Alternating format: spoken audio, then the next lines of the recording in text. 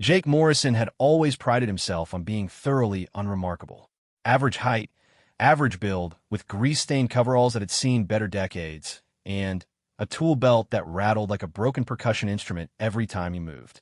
His ship, the Rusty Bolt, was a testament to functional ugliness. A cobbled-together freight hauler that looked like it had been assembled by someone who had only heard spaceships described secondhand. But Jake loved that ship because it was his, and because despite all appearances, it ran like a dream thanks to his careful maintenance and creative engineering solutions. That love had gotten him into his current predicament. The day had started like any other. Jake had been drifting between systems, looking for work, when his scanner had picked up a distress signal. Standard protocol said to report it to the nearest authorities and continue on. But Jake had never been good at following standard protocol, especially when someone might be dying out there in the black. So he changed course, powered up his communications array, and headed toward the source of the signal. The trap had been embarrassingly simple.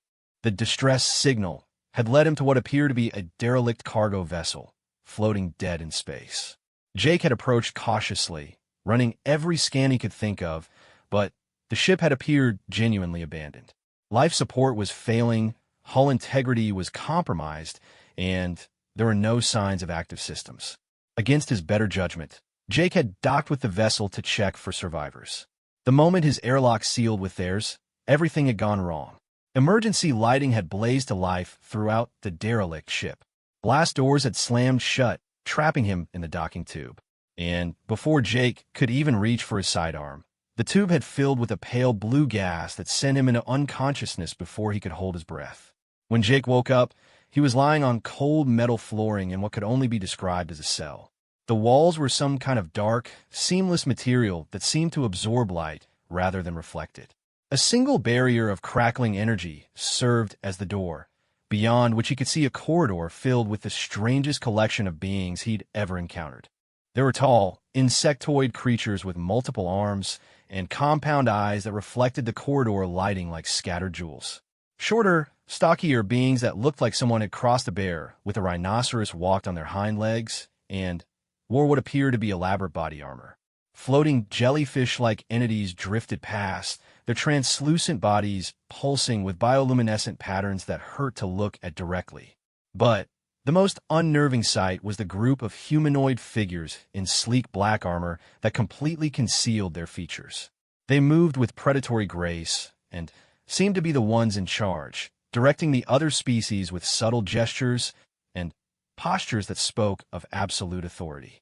Jake sat up slowly, checking himself for injuries. He seemed to be intact, though his tool belt and sidearm were missing. His coveralls were torn in several places, and there was dried blood on his knuckles that he didn't remember getting. The air tasted stale and carried an ozone-like scent that made his nose twitch. Well, this is new, Jake muttered to himself, a habit he'd developed during long solo flights. Mom always said my curiosity would get me killed. Guess she might have been right. He stood and approached the energy barrier, studying its configuration. The technology was unfamiliar, but the basic principles were sound. Some kind of contained plasma field, probably drawing power from the ship's main grid. Definitely not something he could disable with his bare hands, even if he still had his tools. One of the armored figures stopped outside his cell. Despite the complete facial concealment, Jake could feel its attention focused on him with uncomfortable intensity. When it spoke, its voice was filtered through some kind of electronic modulator that stripped away any trace of emotion or individuality. Human designation Jake Morrison, the figure said. The fact that it knew his name was not reassuring. You have been selected for participation in the Grand Arena. Your performance will determine the length and nature of your survival.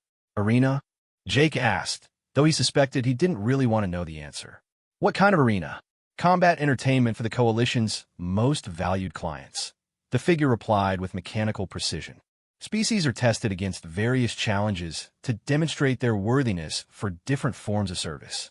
Your performance data will be recorded and analyzed. Jake felt a chill run down his spine.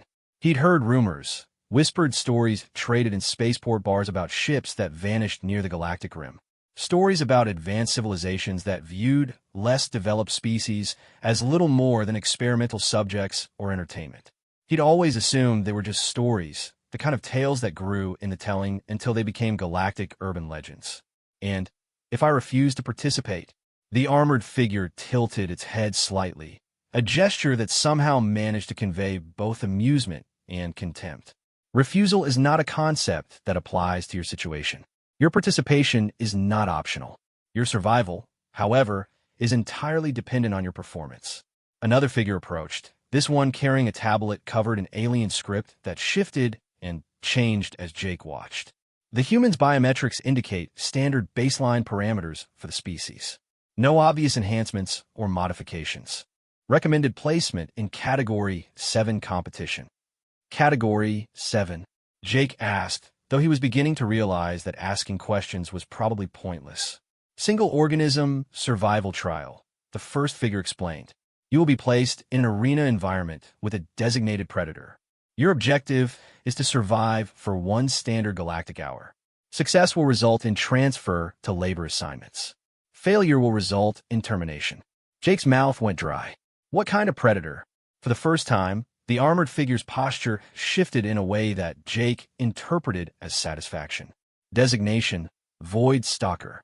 Engineered bioweapon, originally created by the Hegemony for deep space reconnaissance and elimination missions. Height: 3 meters. Weight: approximately 400 kilograms. Primary weapons: retractable claws capable of cutting through standard ship hull material, acidic saliva, enhanced speed and agility, and adaptive intelligence. The specimen assigned to your trial has a current survival rate of 0% against all previous opponents. Jake stared at the figure, waiting for some indication that this was an elaborate joke. When none came, he laughed, a short, bitter sound that echoed off the cell walls. So you're telling me I'm going to be thrown into a cage with something that's basically a perfect killing machine, and I'm supposed to somehow survive for an hour? Correct. With what weapons? What equipment? Standard arena provisions, the second figure said, consulting its tablet. Basic environment suit, emergency rations, standard illumination device, and one tool of the participants choosing from available inventory. Jake's mind raced. One tool. If he was going to die, at least he could try to go out on his own terms. What kind of tools are available? The tablet wielder made several gestures on its device, and a holographic display appeared in the air between them. Jake saw weapons of various types: energy rifles, bladed weapons, explosive devices, protective gear. But none of that would help him against something that had apparently killed every previous opponent. Fighting wasn't his strength anyway. Then he saw something that made him pause.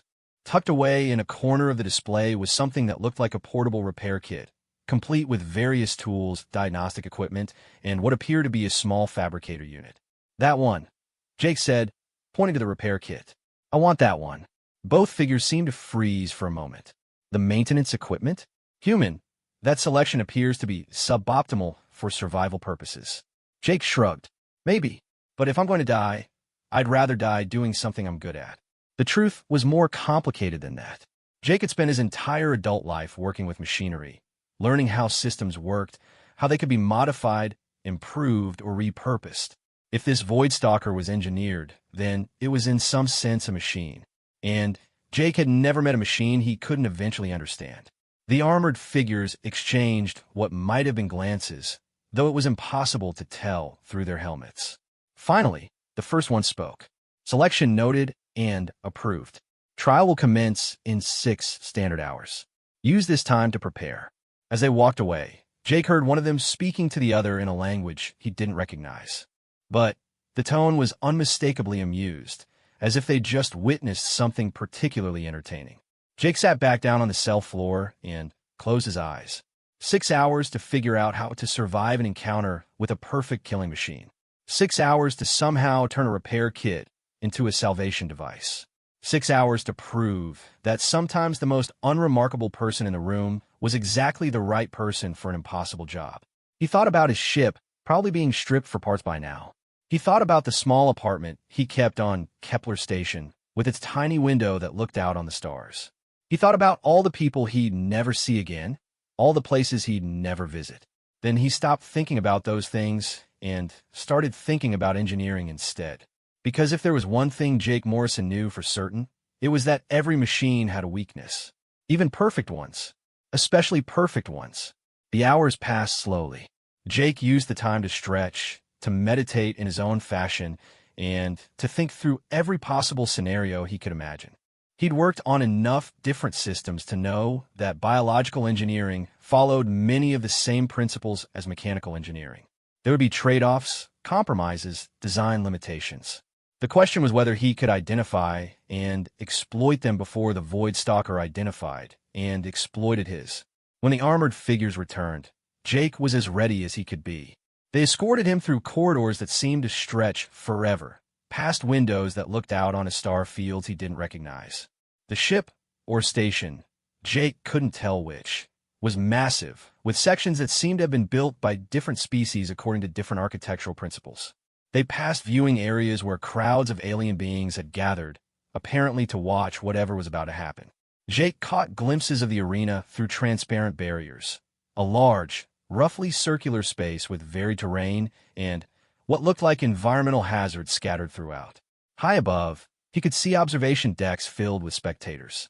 Wonderful, Jake muttered. An audience. They reached a preparation chamber, where Jake was fitted with a promised environment suit. It was surprisingly well made, with efficient life support systems and environmental controls that responded to his biometrics. The repair kit was handed over in a sealed container that would open once he was inside the arena. Any last words, human? One of the armored figures asked. Jake considered the question seriously. Yeah, when I survive this, I'm going to want my ship back. The figure's posture shifted in what Jake was learning to recognize as amusement. Admirable confidence. Misplaced but admirable. The arena entrance was a heavy airlock that cycled Jake through into the competition space. As he emerged into the artificial environment, Jake got his first good look at what he was dealing with. The arena was roughly 50 meters in diameter, with varying terrain that included rocky outcroppings, shallow pools of some kind of liquid, and what appeared to be dense vegetation. The lighting came from overhead sources that provided something close to natural sunlight.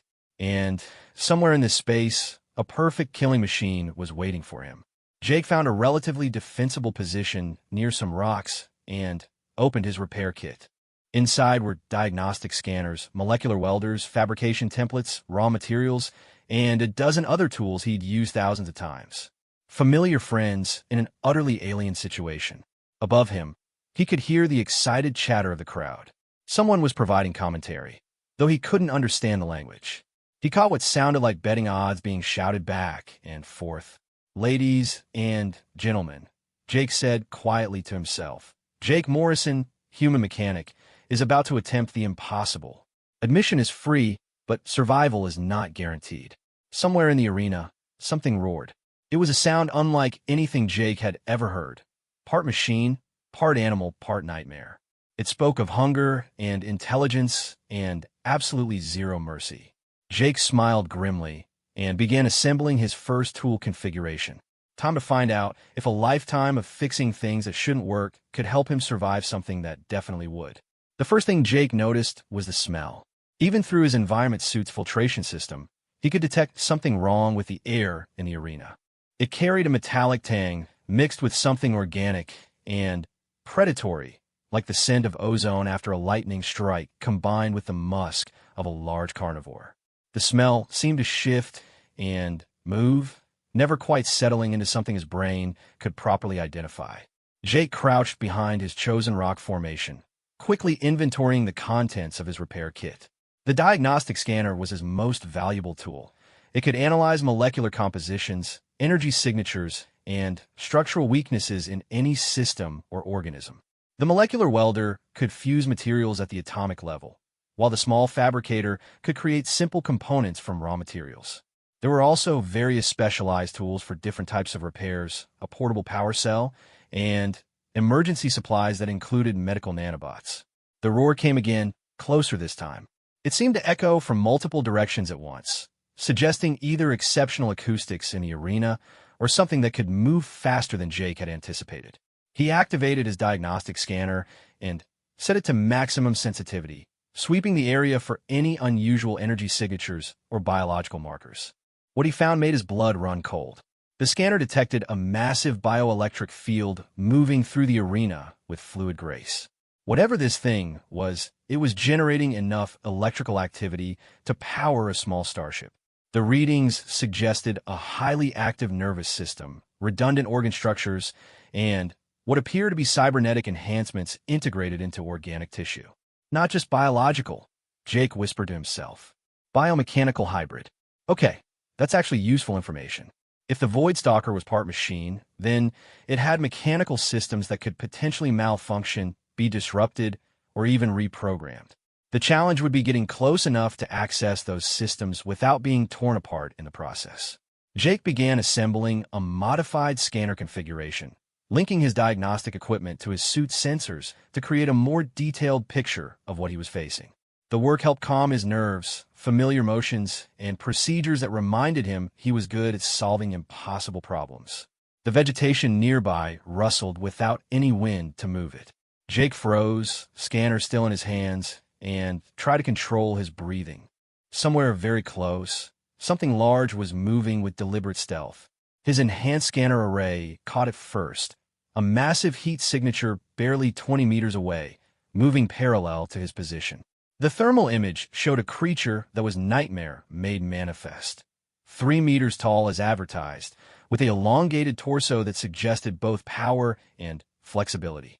For arms ending in claws that glowed with residual heat from some kind of energy enhancement. A head that seemed too large for any natural creature, with sensory organs that Jake's scanner couldn't properly identify. But what caught his attention were the clearly artificial components integrated throughout the creature's body. Neural implants, enhanced musculature systems, what appeared to be auxiliary processing units, and a power source that registered as a compact fusion reactor. You're not just a predator, Jake realized. You're a weapons platform. Someone built you to be the perfect killer. The Void Stalker stopped moving. For a long moment, absolute silence filled the arena, except for the distant murmur of the watching crowd. Then, impossibly, a voice emerged from the creature's location. It was artificial, clearly generated by some kind of communication system, but it spoke in perfect standard galactic. Perceptive for prey. Jake's heart hammered against his ribs. The thing could talk. More than that, it had been listening to him, analyzing his words, and chosen to respond. This wasn't just a mindless killing machine. It was an intelligent weapons system with built-in psychological warfare capabilities. You're not here to just kill me, Jake said, staying low behind his rocks, but speaking clearly. If all they wanted was death, they could have spaced me when they capture my ship. This is something else. Correct again. The voice seemed to come from a different location now, suggesting the creature was moving while they talked. The entertainment value lies not in simple termination, but in the various ways inferior species attempt to delay their inevitable destruction. Your species shows particular creativity in this regard. Jake's scanner indicated the Void Stalker was now moving in a wide circle around his position, staying just out of direct sight, but close enough that it could close the distance in seconds if it chose to. The creature was toying with him, studying his responses, gathering data. How many humans have you faced before? Jake asked, continuing his scanner sweep while trying to sound casual. You are the 7th. Previous encounters lasted an average of 14 minutes. The longest survival time was achieved by a human military specialist who managed to avoid direct contact for 37 minutes before tactical errors led to termination. What kind of tactical errors? There was a pause that Jake interpreted as amusement. He attempted to fight. Humans appear to have an irrational confidence in their ability to defeat superior opponents through aggression and determination. Jake nodded thoughtfully. His scanner was building a more detailed picture of the creature's systems with each passing moment. The cybernetic enhancements were extensive, but they followed engineering principles he could understand. More importantly, they appeared to be integrated using technology that was advanced, but not beyond his experience. What about the others? The ones who didn't try to fight? Various approaches. Hiding, negotiation, attempts at environmental manipulation. All ultimately futile. Your species demonstrates admirable problem-solving capabilities, but you consistently fail to appreciate the fundamental reality of your situation, which is, you are not facing a natural predator that can be understood and defeated through conventional means. I am an engineered weapons system designed specifically to hunt and Eliminate targets with minimal resource expenditure. Every aspect of my design has been optimized for killing efficiency. Jake was quiet for a moment, processing this information while his scanner continued its work. The Voidstalker's confidence wasn't misplaced. The creature was indeed a masterwork of bioengineering and cybernetic enhancement. But that confidence might also be its weakness. "Can I ask you something?" Jake said finally. "Inquiry is permitted. Do you enjoy this? The hunting, the killing, being used as entertainment?" Another pause, longer this time. When the voice returned, there was something different in its tone, a barely perceptible shift that Jake's engineer brain interpreted as uncertainty. Enjoyment is not a relevant parameter for weapon systems. That's not an answer. It is the only answer that matters. But Jake had caught something in that response, some subtle change in the creature's vocal patterns that his scanner had registered. The Voidstalker's bioelectric activity had fluctuated when asked about enjoyment, suggesting the question had triggered some kind of internal conflict or processing anomaly. "You know what I think?" Jake said, standing up slowly with his hands visible and empty except for his scanner. "I think whoever built you did too good a job. They made you too intelligent, too self-aware. And now you're stuck being entertainment for people who see you as nothing more than a sophisticated killing tool." The rustling in the vegetation stopped entirely. Jake's scanner showed the creature had frozen in place. All movement ceased. The bioelectric readings were fluctuating wildly now, like a computer running multiple conflicting programs simultaneously. "That assessment is incorrect," the voice said, but it sounded less certain than before. "Is it? When was the last time you had a choice about anything? When did someone last ask what you wanted instead of just ordering you to kill?" Jake began walking slowly toward where his scanner indicated the creature was hidden, moving with deliberate calm despite every instinct screaming at him to run. "I'm a mechanic. I fix things that are broken. And you know what I think is broken here? Not your body, not your weapon systems, not your programming. I think what's broken is the situation itself." The vegetation parted, and Jake got his first direct look at the Voidstalker. It was simultaneously more and less terrifying than he'd imagined. The creature's base form was vaguely feline, built for speed and power with sleek muscles that flowed like liquid mercury. Its forearms each ended in hands that were clearly designed for both fine manipulation and devastating combat. The head was indeed oversized, but Jake could see now that was to accommodate the extensive cybernetic enhancements that formed a crown of technological components around what might once have been a natural skull. But it was the eyes that caught Jake's attention. Large, multifaceted, clearly artificial, they held an intelligence that was distinctly not human, but undeniably real. And in those eyes, Jake saw something he recognized from every mirror he'd ever looked into, the expression of someone who was tired of being told what they were supposed to be. "You're not a weapon," Jake said quietly, stopping about 10 meters away from the creature. "You're a person who's been forced to be a weapon." The Voidstalker's claws extended with a sound like swords being drawn from metal sheaths. Energy crackled along their edges, and Jake's scanner registered a massive spike in the creature's power output. For a moment, Jake thought he'd miscalculated, that his gambit had failed, and he was about to discover what 37 previous opponents had learned in their final moments. Instead, the creature spoke in a voice that was no longer artificially modulated, but raw and genuine. "They call me Voidstalker, but that was not my name. Before they changed me." Jake's scanner detected something incredible. The creature's stress indicators were dropping, its aggressive posture relaxing slightly. Whatever was happening here, it wasn't following the script that previous encounters had followed. "What was your name?" Before, the creature's head tilted, a gesture that reminded Jake of the way cats looked when processing something unexpected. "Shira. My name was Shira. I was a researcher, xenobiology. I studied how different species evolved to fill similar ecological niches." The crowd noise above them had changed. What had been excited anticipation was shifting toward confusion and concern. Whatever the spectators had expected to see, it wasn't this. "Shira," Jake repeated, tasting the name. "That's a beautiful name. Much better than Voidstalker." "They took everything," Shira continued, her voice gaining strength. "My body, my life, my purpose. Made me into this thing. Told me I should be grateful for the improvements, for the chance to serve a higher purpose." Jake nodded, understanding flooding through him.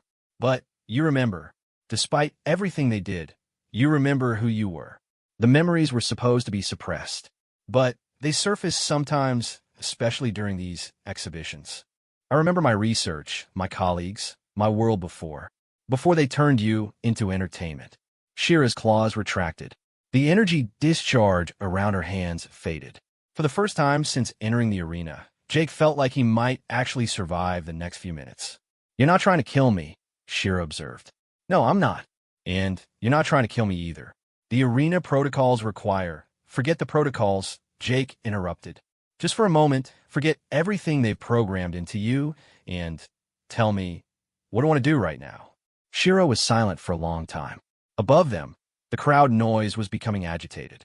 Jake suspected that someone was trying to figure out why their perfect killing machine had stopped killing. I want to go home, Shira said finally. I want to see my world again. I want to continue my research. I want to be Shira instead of this thing they've made me. Jake smiled, the first genuine smile he'd managed since waking up in the cell. Well then, Dr. Shira, it sounds like we want the same thing. We both want to get out of here and go home. Impossible. The arena is sealed.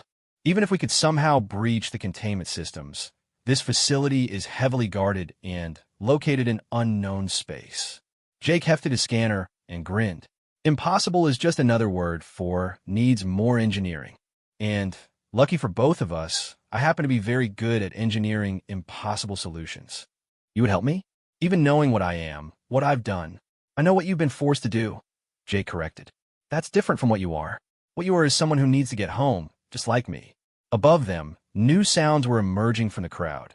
Alarms, shouted orders in various alien languages, and the unmistakable noise of security systems activating. I think our conversation has attracted some unwanted attention, Jake observed. Shira's enhanced hearing picked up sounds Jake couldn't detect. Armed security teams are moving toward the arena. Multiple squads, heavy weapons. Jake nodded and began reconfiguring his scanner array. Then I guess it's time to see if a mechanic and a xenobiologist can engineer their way out of this mess. You truly believe we can escape? Jake looked up at his new ally, because that's what she was now, ally and friend rather than predator and prey. Shira, I once kept a ship running for 3 months on nothing but spare parts and stubbornness. Compared to that, breaking out of an alien gladiator arena with a cybernetically enhanced genius should be easy. For the first time since her transformation, Shira laughed. It was a sound like crystal chimes mixed with distant thunder, beautiful and powerful and entirely her own. Then, let us begin, Jake Morrison, human mechanic. Show me what impossible engineering looks like. The first security team burst through the arena entrance just as Jake finished his modifications to Shira's left arm cybernetics. What had started as a simple diagnostic scan had evolved into something far more ambitious. A complete bypass of the behavioral control systems that had been limiting her actions. How do you feel? Jake asked, watching his scanner readings as Shira's bioelectro patterns stabilized into something that looked more natural, less constrained. Shira flexed her claws experimentally, and, for the first time, Jake saw her move without the predatory efficiency that had marked all her previous actions. Instead, she moved like someone stretching after a long sleep, rediscovering her own body. Like myself, she said wonderfully. For the first time in cycles, I feel like myself. The security team was advancing in standard tactical formation, 6 armored figures with energy weapons trained on both Jake and Shira. Their leader was barking orders in that same mechanically modulated voice Jake had heard from his original captors. Containment breach in Arena 7. Subjects are exhibiting non-standard behavioral patterns. Authorized to use necessary force to restore protocol compliance. Jake looked at his scanner readings and grinned. Shira, how much do you know about the technical systems in this facility? More than they intended me to know, she replied, her enhanced senses tracking the approaching guards while her organic brain processed memories that had been suppressed for years. The cybernetic modifications include access to maintenance networks for self-diagnostic purposes. I have been mapping the facility's infrastructure during every exhibition. Outstanding. Can you access environmental controls from here? Yes, but the security systems will detect any unauthorized access attempts. Jake's grin widened. Let them detect it. We're not trying to be subtle anymore. He handed Shira a modified connector he'd fabricated from his repair kit. Plug this into any maintenance port you can access. It'll piggyback my scanner's signal through your neural link and give us direct access to their systems. The security team was halfway across the arena now, moving cautiously but steadily. Above them, Jake could see more figures gathering on the observation decks. Not spectators anymore, but additional security personnel and what looked like facility administrators trying to understand why their entertainment had suddenly become a crisis. Shira extended one claw and opened a concealed panel in the arena wall that Jake would never have noticed. Inside were the standard maintenance connections that every piece of advanced technology required. She inserted Jake's improvised interface device, and immediately his scanner lit up with system access indicators. "We're in," Jake announced. "Now let's see what kind of mess we can make." The first thing Jake did was access the arena's atmosphere controls. A few quick commands flooded the space with a dense, harmless fog that reduced visibility to less than 2 meters. The security team's advance immediately became more cautious as they lost visual contact with their targets. "Very effective," Shira observed, her enhanced senses unaffected by the visual obstruction. "But they will adapt quickly." "Which is why we're not staying here," Jake replied, accessing the facility's structural plans through Shira's neural link. "Look at this. We're not on a ship, we're on a space station. And space stations always have maintenance shafts, service corridors, and emergency systems." The layout that appeared on his scanner was incredibly complex. The facility was enormous, with dozens of arena spaces, holding areas, administrative sections, and what appeared to be manufacturing facilities. But Jake had spent years crawling through the service areas of space stations, and he recognized the patterns.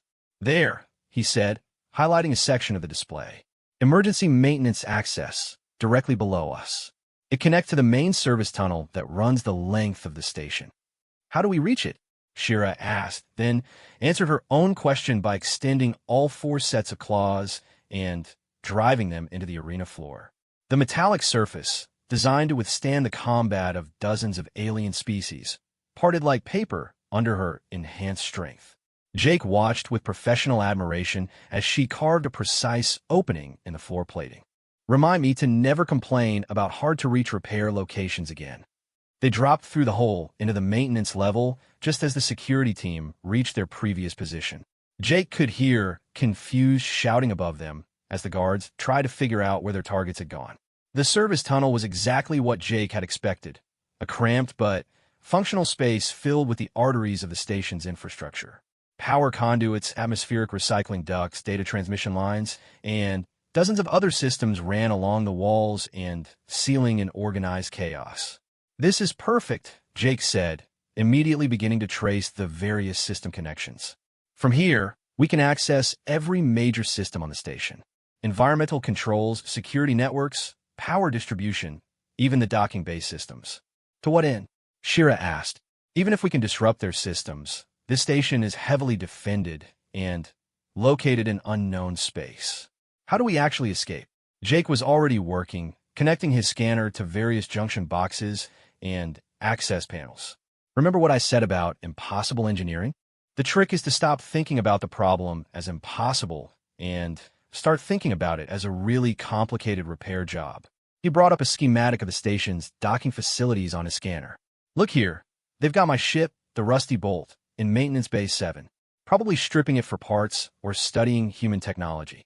One small ship against an entire military facility, one small ship with a really good mechanic and a cybernetically enhanced xenobiologist who knows all the station systems," Jake corrected. "Plus, I've got some modifications in mind that should even the odds considerably." Shira's enhanced hearing picked up new sounds, security teams moving through the service tunnels, coordinated search patterns that would eventually locate them. "They're adapting to our tactics. We have limited time." Jake nodded and began implementing the first phase of his plan. "Then, let's give them something bigger to worry about than 2 escaped prisoners." His fingers flew over his scanner's interface, accessing system after system through the maintenance network. First, he triggered emergency lockdowns in sections of the station that contained no people, creating confusion and forcing security teams to investigate false alarms. Then, he began manipulating the environmental systems, creating localized power fluctuations that would suggest system failures requiring immediate attention. But his real target was the station's manufacturing facilities.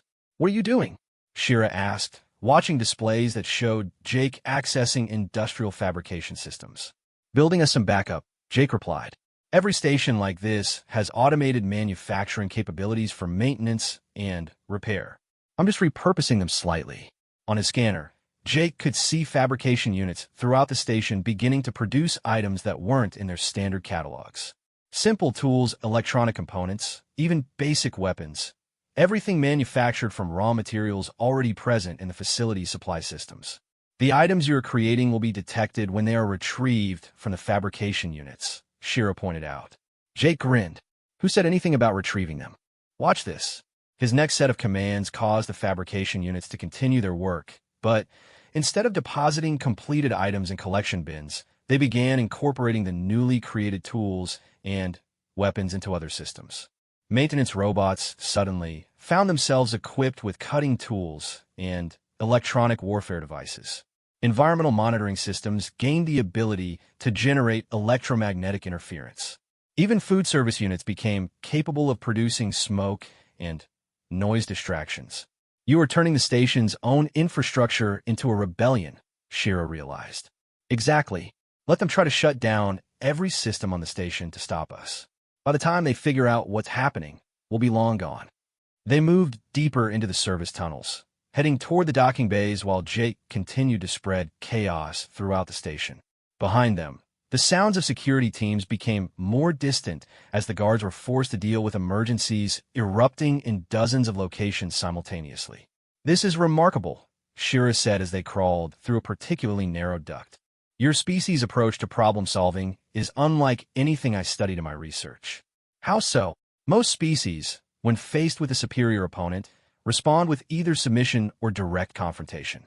Humans appear to have developed a third option.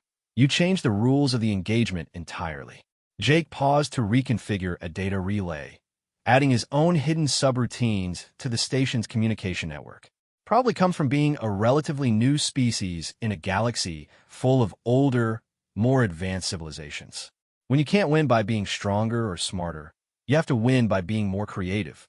They emerged from the service tunnels into a section of the station that Jake's scans indicated was near the docking facilities. The corridor was empty, but that wouldn't last long. Alarms were sounding throughout the facility, and Jake's modifications had created enough chaos that every available security team was probably being deployed to deal with various crises. "Maintenance Bay 7 should be just ahead," Jake said, consulting his scanner. "But there will definitely be guards." "Leave the guards to me," Shira replied, and for the first time since they'd met, she sounded genuinely eager. "I have several cycles of frustration to work through." They reached the bay entrance to find it guarded by 4 security personnel in the same black armor Jake had encountered earlier. Before he could suggest a plan of approach, Shira simply walked up to them. "Guards," she said in her artificial voice, the one that had first spoken to Jake in the arena. "Arena protocols require immediate access to Base 7 for equipment maintenance." The guards relaxed slightly. Clearly, they recognized the Void Stalker and weren't expecting any problems from what they saw as a control weapon system. That was their mistake. Shira moved with liquid grace, her enhanced reflexes allowing her to disable all 4 guards before they could even reach for their weapons. She didn't kill them. Jake noticed that she carefully used non-lethal force to render them unconscious rather than simply eliminating them. "Thank you," Jake said quietly. "For what?" "For not killing them. I know it would have been easier." Shira looked at him with those artificial eyes that held such genuine intelligence. "They are prisoners too, in their own way, forced to serve something they probably never chose. Why should I blame them for that?" The maintenance bay was exactly what Jake had hoped to find. His ship, intact and apparently unmodified, sitting in a repair cradle while various pieces of analysis equipment studied its systems. Better yet, the bay was filled with advanced tools and fabrication equipment that would let Jake implement the modifications he had in mind. "Okay," Jake said, rolling up his sleeves and approaching his beloved rusty bolt. "Time for some serious engineering." Over the next hour, while station security dealt with rebellious maintenance robots and malfunctioning fabrication units throughout the facility. Jake worked with focused intensity to transform his humble freight hauler into something entirely different. Using the station's own advanced materials and tools, he upgraded the ship's shields to military-grade specifications. The engine systems received modifications that would allow for faster-than-light travel at speeds his original design had never been intended to handle. Most importantly, he installed adaptive AI routines in the ship's computer system, giving the Rusty Bolt the ability to learn and modify its own systems in real time. "This is incredible work," Shira said, watching Jake integrate her own cybernetic interface capabilities into the ship's control systems. "You are essentially rebuilding this vessel while maintaining its core personality." "Ships have personalities," Jake agreed, running diagnostics on his modifications. "The Rusty Bolt has always been stubborn, reliable, and a little surprising. I'm just giving her the tools to be more herself." Shira connected her neural link to the ship's systems and immediately began integrating her extensive knowledge of the station's defenses and layout into the navigation computer. "I can provide tactical information about their security systems, weak points in their defensive grid, and optimal escape routes." "Perfect. And I can provide something they won't expect, a ship that adapts to their countermeasures faster than they can implement them." The bay's security systems suddenly activated, sealing the entrance and triggering containment fields around the ship. Through the bay's observation windows, Jake could see security teams gathering outside. "They have found us," Shira observed. Jake looked at his diagnostic readings and smiled. "Good. I was just finishing up anyway." He activated the ship's new systems and immediately felt the Rusty Bolt respond with power and capability he'd only dreamed of before. "Ready to see if impossible engineering actually works?" he asked Shira. She strapped herself into the co-pilot's seat that Jake had modified for her unique physiology. "I believe in your skills, Jake Morrison. Show me what freedom looks like." Jake engaged the engines, and the Rusty Bolt lifted off with grace that surprised even him. The containment fields tried to hold them, but the ship's adaptive systems had already analyzed their frequency and modulated the shields to phase through them. "Docking bay doors are sealed," Shira reported. "Not a problem," Jake replied, targeting the doors with the ship's new weaponry, improvised but effective systems that use the vessel's own engineering tools as the basis for cutting beams and electromagnetic pulse generators.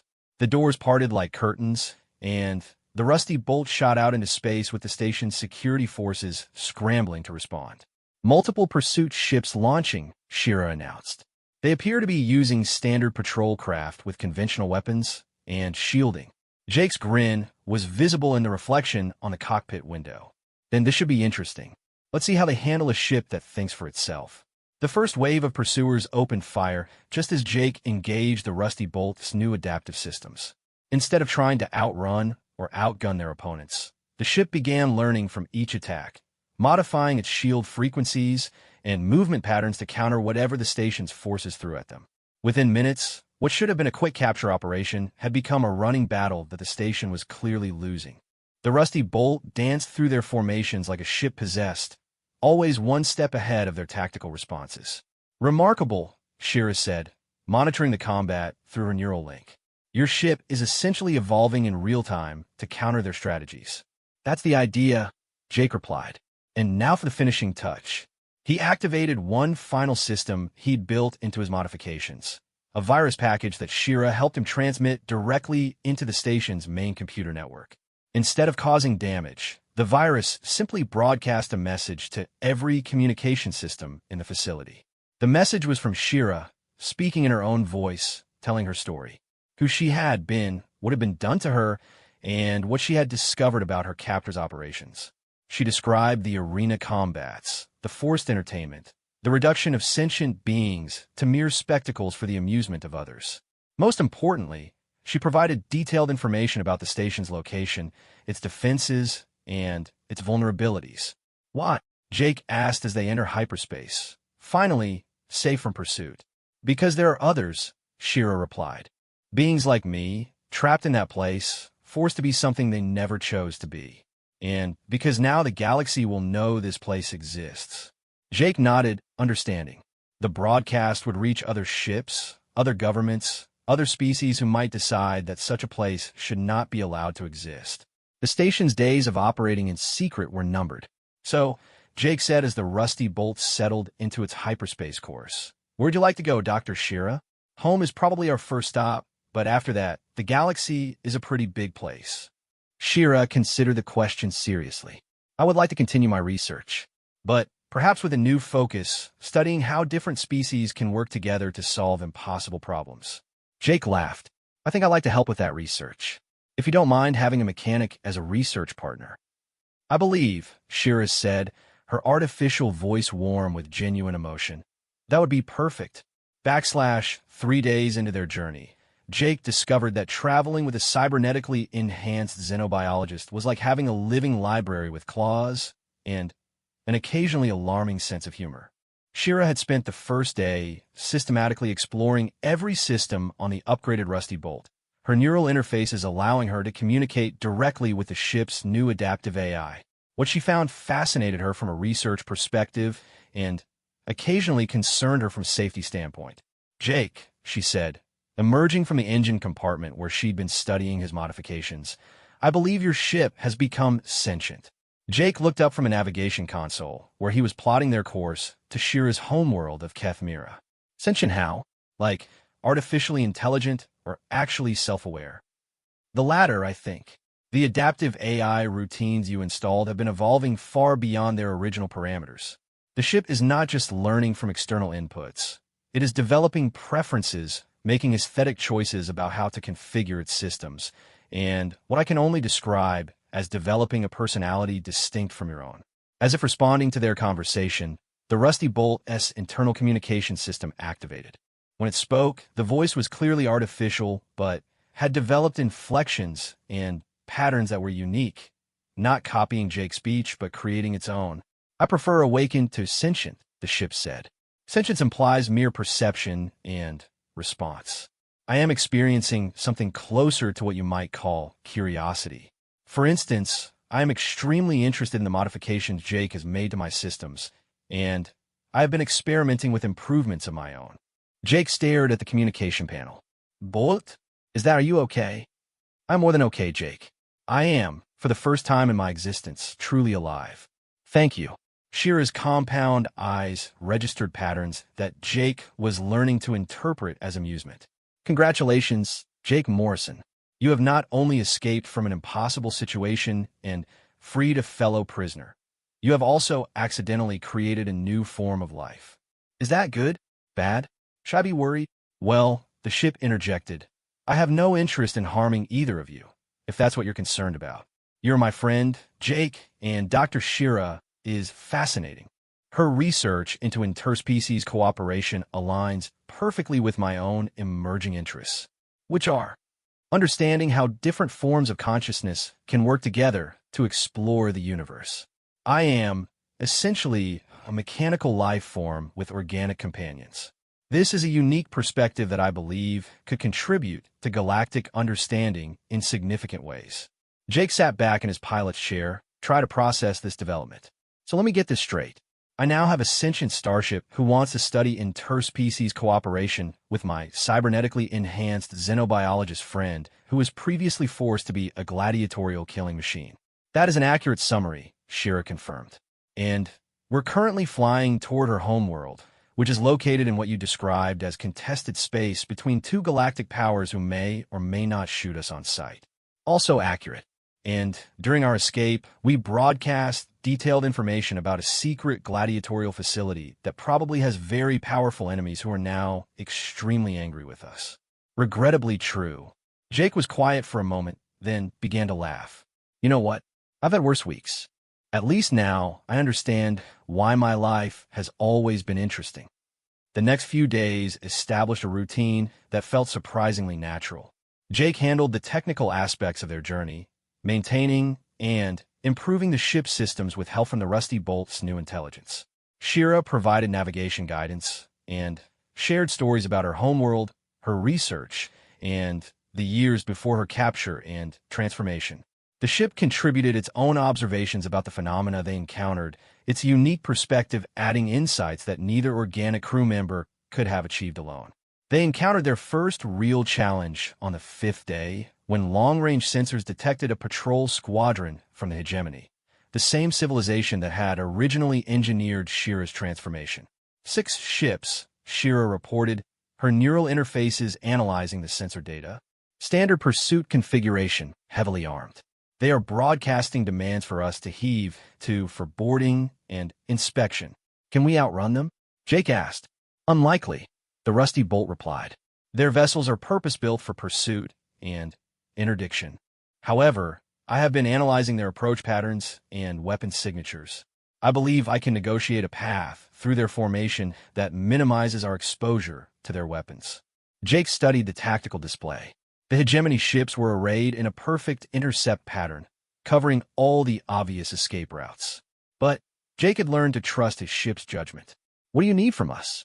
Shira, I will require access to your knowledge of hegemony tactical protocols. Jake, I need you to modify our shield harmonics in real time based on my analysis of their weapon frequencies. You've got it, Bolt. Shira, are you okay with this? These are your people's ships. Shira's expression was unreadable for a moment. They ceased to be my people when they decided I was more valuable as a weapon than as a scientist. I will help you evade them. The next 30 minutes were some of the most intense of Jake's life. The Rusty Bolt wove through the hegemony formation with precision that bordered on precognition, its adaptive systems anticipating weapon locks before they could be established. Jake's hands flew over his console, adjusting shield frequencies and power distribution patterns based on the ship's rapidly changing instructions. But what impressed him most was how all 3 of them worked together. Organic intuition, cybernetic analysis, and artificial intelligence combining in ways that created something greater than the sum of its parts. When they finally broke free of the patrol squadron and jumped to hyperspace, all 3 crew members were exhilarated. Outstanding work, Shira said. I have never seen anyone evade hegemony patrols so effectively. I could not have done it without both of you, the Rusty Bolt replied. Jake's engineering instincts and Shira's tactical knowledge allowed me to execute maneuvers I would never have conceived independently. Jake nodded, understanding something important. This is what we're good at, isn't it? All 3 of us working together, solving impossible problems. It appears so, Shira agreed. Which raises an interesting question about our future plans. Over the remaining days of their journey to Kethmira, they discussed what came next. Shira's homeworld was in the middle of a complex political situation, officially neutral in the ongoing conflict between the hegemony and the coalition, but practically speaking, a place where refugees, researchers, and other displaced persons could find sanctuary. My research institute is still operating, Shira explained. Or at least, it was when I was captured. The facility was designed to be independent of political affiliations, focused purely on advancing scientific understanding. And you think they'll welcome you back? Even after? Jake gestured vaguely at her cybernetic enhancements. I do not know, Shira admitted. But Dr. Kethvar, the institute director, was always more interested in knowledge than politics. If anyone will judge me based on my research capabilities rather than my appearance, it would be her. When they finally emerged from hyperspace at the edge of the Kethmira system, Jake got his first look at Shira's homeworld. It was beautiful in an alien way, a planet of deep blue oceans and silver continents, with 3 small moons that created complex tidal patterns visible even from space. Magnificent, the Rusty Bolt observed. The gravitational interactions between the moons and the planet create fascinating harmonic resonances in the electromagnetic spectrum. Home, Shira said simply, and Jake could hear years of longing in that single word. The approach to Kethmira was initially smooth. The planet's traffic control systems recognized Shira's biological signature despite her cybernetic modifications, and they were granted landing clearance at the Research Institute's private spaceport. But as they entered the atmosphere, Jake's sensors detected something that concerned him. Shira, there are military vessels in orbit that aren't showing up on normal scans. Someone has deployed stealth ships around your homeworld. Shira's enhanced senses confirmed his readings. Hegemony signatures. They are waiting for us, probably tracking us since our encounter with their patrol, Jake realized. They followed us here. The Rusty Bolt's voice carried a new tone, protective anger. They intend to recapture Shira. Not if we can help it, Jake said grimly. Bolt, can you get us to the surface without those ships detecting us? I believe so, but once we land, we'll be trapped. Those vessels will prevent any escape. Shira was quiet for a long moment, processing this information. There's another option.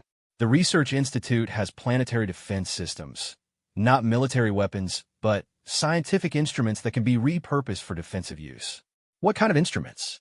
Gravitational wave generators, quantum field manipulators, directed energy arrays for deep space observation. In the right hands, they could disable or deter a small fleet. Jake grinned. Dr. Shira, are you suggesting we turn your research institute into a fortress? I am suggesting we demonstrate that scientific knowledge can be the most powerful weapon of all. The landing at the Research Institute was everything Jake had hoped for and nothing he'd expected.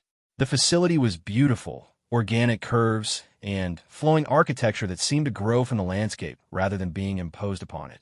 But what struck him most was how the researchers and staff reacted to Shira's return. There was shock, certainly, at her transformed appearance. But there was also joy, relief, and immediate acceptance. Whatever else had changed about her, these people still saw her as their colleague and friend. Dr. Kethvar, the institute director, was a tall, elegant being with the same basic physiology as Shira, but clearly from a different subspecies. Her greeting to Shira was warm but practical. Welcome home, Dr. Shira. We have missed your insights. I assume the obvious cybernetic modifications are the result of unpleasant experiences rather than voluntary enhancement. Forced modification by the hegemony for gladiatorial purposes, Shira confirmed. I have escaped with the help of my companions, but we are currently being pursued. Dr. Kethvar nodded, as if this were a common occurrence. Then, we shall have to ensure your pursuers learn that this institute is not as defenseless as they might assume. Dr. Mora, please activate the defensive protocols. Dr. Zich, I need you to coordinate with our new mechanical colleague. She gestured toward the rusty bolt, to integrate our systems. Jake stared in amazement as the Peaceful Research Institute transformed into something approaching a military installation. Telescopes became targeting arrays, particle accelerators became directed energy weapons, and gravitational research equipment became tractor beams capable of holding spacecraft in place. But most impressive was how quickly Shira reintegrated in her old team. Within hours, she was leading research groups, directing experiments, and contributing insights that her colleagues eagerly incorporated into their work. The cybernetic modifications that had been intended to make her a weapon instead made her a more effective scientist, able to process data and run calculations at speeds no unenhanced mind could match. When the hegemony ships finally made their move, descending toward the planet to retrieve their escaped property, they found themselves facing something unprecedented, a research institute that fought back with the power of organized scientific knowledge. The battle was brief and decisive. Gravitational fields twisted the attacking ships into impossible trajectories. Energy weapons designed for deep space observations proved remarkably effective against military armor. And the rusty bolt, integrated into the Institute's systems, coordinated defenses with intelligence that anticipated every move the attackers made. But the real victory came when Dr. Kethvar opened communication channels to the hegemony fleet and delivered a message that would change Shira's life forever. This is Dr. Kethvar of the Kethmira Research Institute. The individual you seek to reclaim is Dr. Shira, a distinguished scientist and valued member of our research community. She is under the protection of this facility and the Galactic Scientific Alliance. Any attempt to remove her against her will constitute an act of aggression against a neutral research institution and will be met with appropriate response. Jake had never heard of the Galactic Scientific Alliance, but apparently the hegemony had. The attacking ships withdrew immediately, and later communications made it clear that Shira was now effectively beyond their reach. What just happened? Jake asked Dr. Kethvar later that day. Politics, she replied with what Jake was learning to recognize as the Kethmaran equivalent of smile. The Galactic Scientific Alliance is a loose confederation of research institutions from multiple species. We maintain neutrality in political conflicts by providing our expertise to all sides equally. Even the hegemony recognizes that some things are more valuable than military conquest. And I'm now officially a member of this alliance? Shira asked. You always were. Your membership was never revoked, merely placed on extended leave due to unavoidable circumstances. That evening, as Jake watched Shira work with her colleagues on a project that seemed to involve analyzing the quantum properties of consciousness itself, he realized something important had changed. This wasn't the end of their journey together. It was the beginning of something much larger. Bolt, he said quietly, how would you feel about becoming a research vessel? Specifically, a ship dedicated to studying interspecies cooperation and consciousness. Jake, the ship replied, its voice warm with synthetic emotion. I believe that would be the most perfect possible purpose for my existence. Shira looked up from her work, having overheard their conversation. Are you certain? This would be a very different life from what you had before. Jake thought about his old life, drifting between systems, looking for work, fixing other people's problems while never quite finding his own purpose. Then he looked around at the research institute, at beings from dozens of species working together to expand the boundaries of knowledge, at his friend who had rediscovered her true self, and at his ship who had found its own awakened consciousness. Dr. Shira, he said formally, I would like to volunteer my services as chief engineer for your research team. I think we have a lot of impossible problems to solve together. Welcome to the team, Engineer Morrison, she replied. I believe we are going to accomplish remarkable things. 6 months after their escape from the arena, Jake found himself in the most unlikely classroom of his life.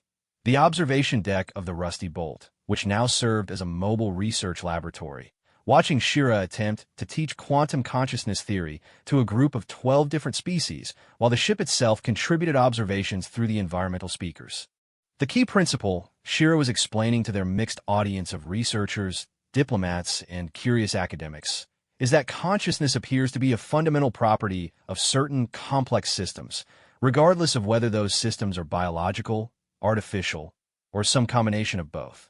A crystalline being from the Zephyr collective pulsed with colored light that Jake had learned indicated deep thought.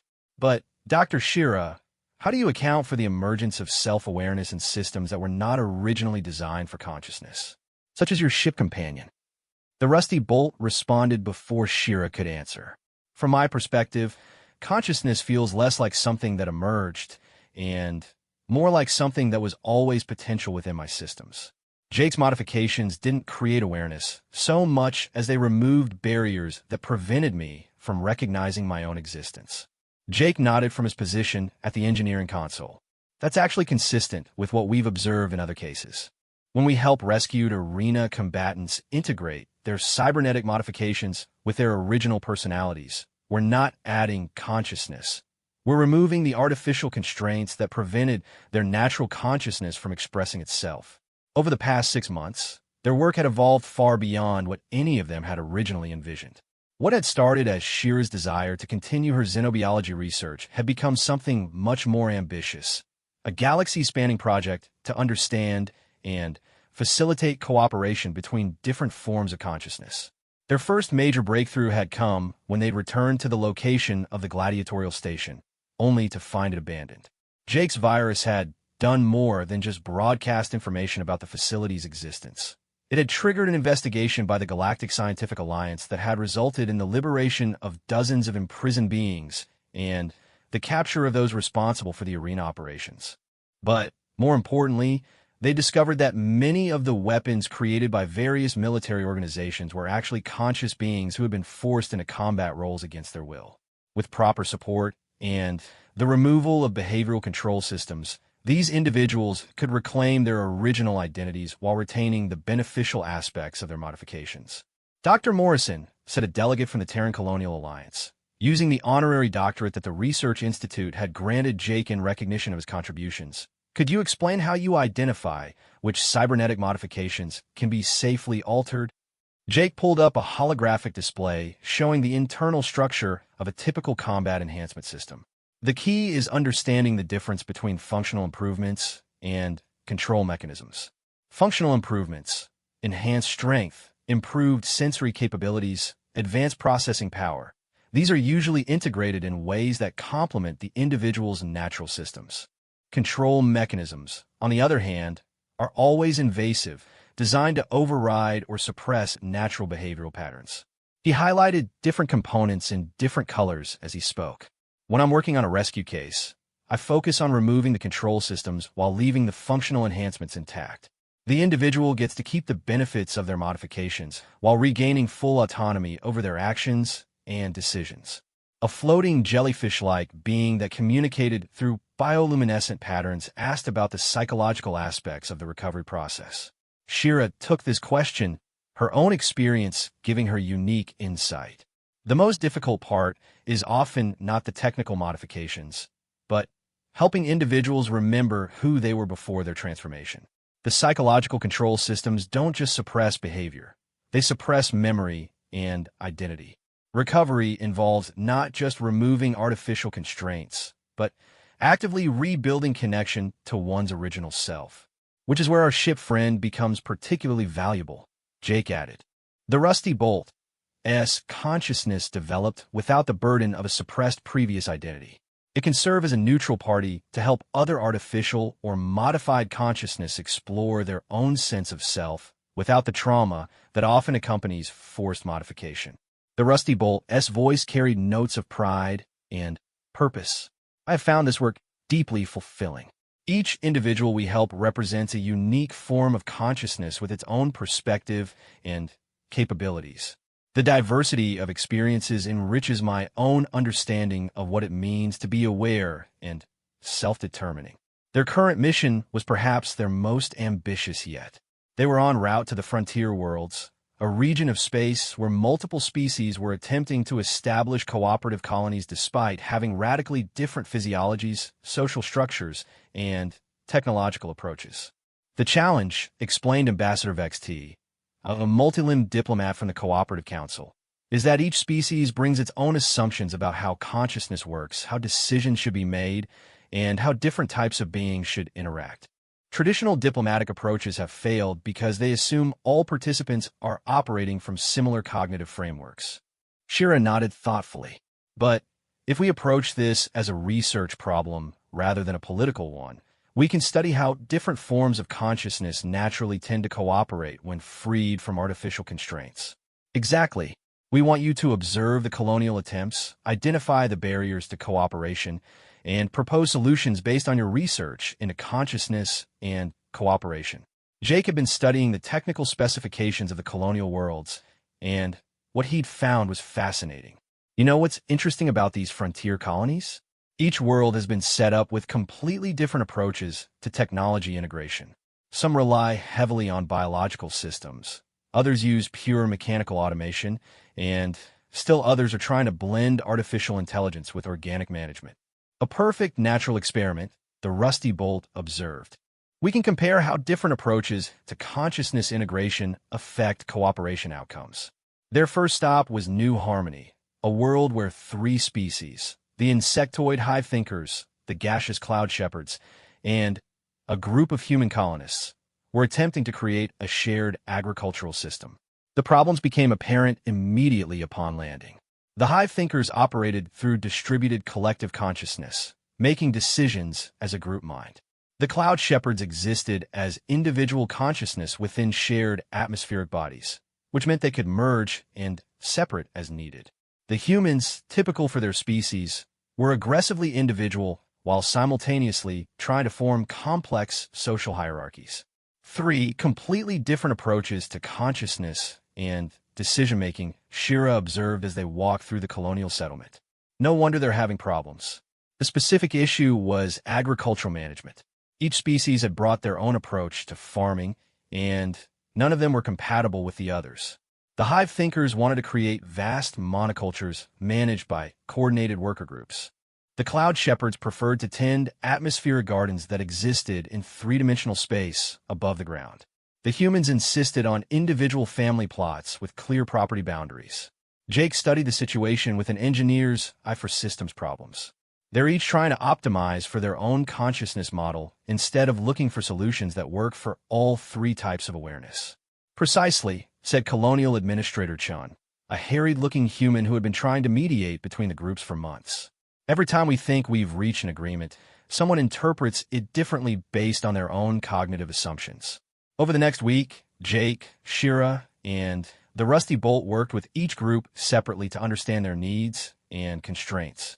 What they discovered was that each species had valuable approaches that could complement the others, but only if they could find ways to bridge the consciousness gaps. The solution, when it came, was elegantly simple. We create a hybrid system, Jake explained to the assembled colonists, using a three-dimensional holographic model to illustrate his proposal. The ground level becomes modular family plots for the humans, with clear ownership boundaries.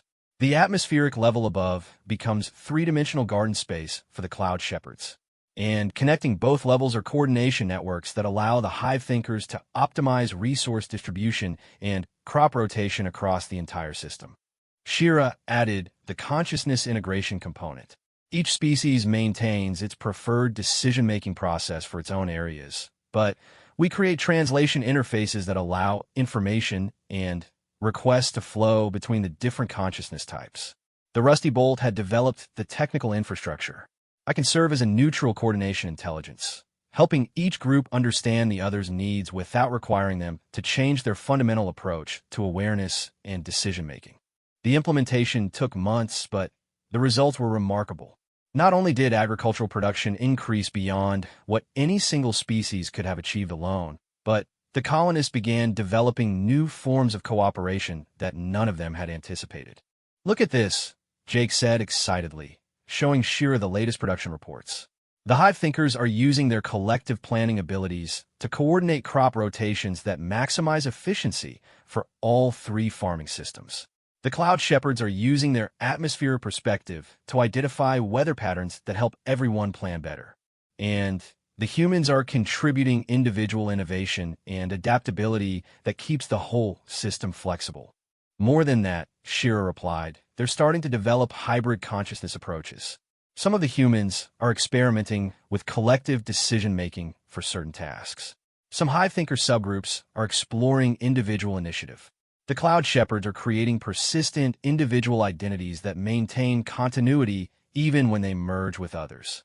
The success of New Harmony led to requests from dozens of other frontier worlds.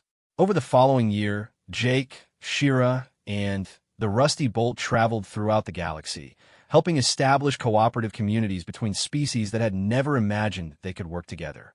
Each world presented unique challenges and produced unique solutions. They helped establish a mining colony where silicon-based beings worked with carbon-based partners to extract resources that neither could access alone. They assisted in creating a research station where purely digital consciousness entities collaborated with biological scientists to explore questions that neither could address independently. They even helped establish an artistic community where different species created collaborative works that expressed concepts impossible for any single form of consciousness to conceive. But their most significant achievement came when they were invited to address the Galactic Congress, a gathering of representatives from hundreds of species who were attempting to establish better interstellar cooperation agreements. The fundamental problem with previous approaches to interspecies cooperation, Shira explained to the assembled delegates, is that they assume all consciousness operates according to similar principles. But consciousness is not uniform. It takes many forms, each with its own strengths and limitations. Jake, now comfortable speaking to audiences that would have terrified him a year earlier, continued the presentation. What we've learned is that instead of trying to find common ground, we should be looking for complementary capabilities. Different types of consciousness are good at different things. When we allow each type to contribute its strengths while supporting its limitations, we can achieve outcomes that no single consciousness type could accomplish alone. The * Rusty hashtag, the hook across the galaxy, there exists a simple truth that every species learns before they reach the stars. Humans are the galaxy's greatest anomaly. Not because they're the strongest, fastest, or smartest. Not because they possess the most advanced technology or the largest fleets. No, humans are feared and respected for one terrifying trait that defies all logic and natural order. They befriend things that should kill them. While other species spend millennia perfecting weapons to defend against apex predators, humans walk up to these same creatures with nothing but curiosity and somehow convince them to share a meal. Where alien civilizations build impenetrable barriers against the darkness of space, humans venture into that same void and return with stories of beauty and wonder. But perhaps nowhere is this trait more dangerous and more useful than in the hands of a human mechanic who has just been thrown into an arena with the galaxy's most perfect killing machine, expected to die for the entertainment of those who captured his ship. They have no idea they've just given him a new best friend. This is the story of Jake Morrison, a third-rate repair technician from a backwater human colony, who was supposed to become a quick snack for an engineered nightmare. Instead, he's about to prove once again why the galaxy both fears and needs humanity's most impossible gift, the ability to turn enemies into family, one scratched belly and shared ration at a time.